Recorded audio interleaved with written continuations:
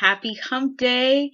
Hope your Wednesday is going slash has gone well thus far, depending on when you are watching the video. Of course, this is day 2 in our Way Less, Live More in 2017 video series. To get started with the next 4 items, and specifically the first one being an unexpected cause of weight gain, is artificial sweeteners. So, for example, you find artificial sweeteners in a lot of different foods and a lot of different drinks, but one main one is diet sodas. Diet sodas have a good amount of artificial sweeteners in them, and they also can be quite addictive. So many times people who drink diet sodas, not everybody, but many times people who do, they might have a few a day, which means they could have many in a week's time.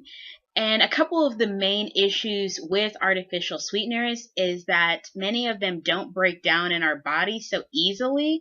And secondly, many of them don't pass so well from our bodies, which isn't a great combination, not breaking down and not passing.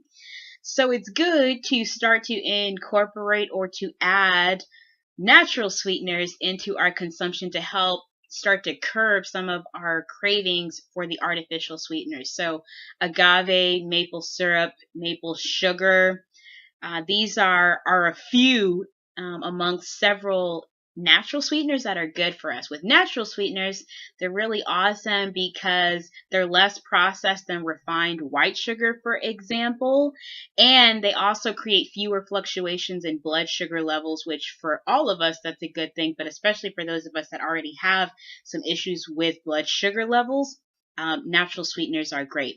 Obviously, they do need to be had in moderation. Second item for today, a tip to help drop those pounds, is to eat real food. Having just mentioned about something that's processed, it's good to eat real food. So I definitely encourage, as much as possible, avoiding foods that have high fructose corn syrup in them, which if you're checking ingredient lists, there are a lot of foods that have high fructose corn syrup.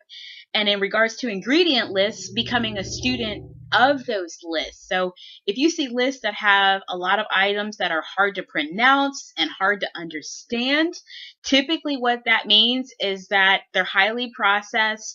There's not much nutritional value to them, as well as they are loaded with empty calories. So you're eating food, but there really is no value that you're receiving from them. Third item for today, in terms of a factor that could be weighing you down, is a lack of sleep. So when we're sleep deprived, our hunger signals can get thrown off, and we can start to crave high fat and high sugar foods. So it's good to aim for, and sleep is a big one for a lot of us, but it's good to aim for probably about 7 or 8 hours of sleep, so the imbalances that are created by having a lack of sleep get brought back into balance by aiming for at least having several hours of sleep. I know for me, this is always one that I'm constantly having to check myself. I'm just someone who's more on the go than not many times. But in even just the last 2 or 3 years, my body has been faithful to let me know you've run me a good amount. We're going to need to slow down. And that leads into the fourth item, which is a tip or an item to feed your soul, is to sleep, to relax, and to rest. So many times, as a segue from that last point, many times when we're tired, we will have cravings for things that maybe we don't even normally eat as much of. So for sugary things, for highly caffeinated things, and that can start a vicious cycle because some of those things deplete nutrients from us, so we're tired again. We go back to those things, and down we go. An awesome book that I am just picking back up after setting down for a period of time, some of you may have seen or heard of it, is The Sleep Revolution by Arianna Huffington. I'm about halfway through it, but already really impressed with the book. Ariana speaks from her own situation of being very busy, raising a child, but eventually having a situation where she literally collapsed, literally passed out from sleep deprivation. She speaks to in the United States as well as around the world, many of us even can wear not sleeping as a badge, sleep being for those that are weak. We don't have time for sleep. That's a nicety that I can't spend my time on.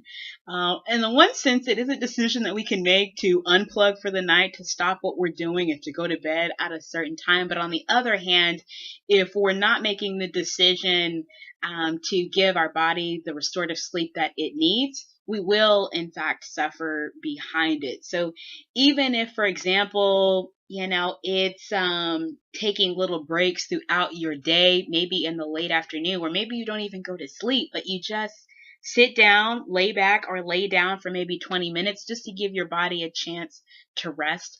Very, very helpful. Our bodies definitely thank us for it.